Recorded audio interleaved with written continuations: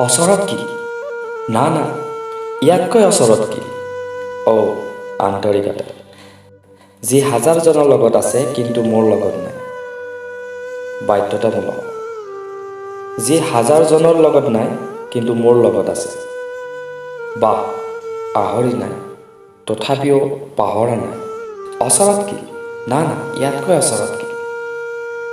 সৃষ্টি, না এয়া বৃষ্টি।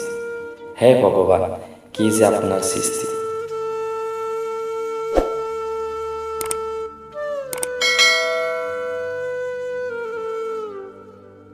অচৰত কি? কঠিনতা, তথাপিও নাই সৰলতা।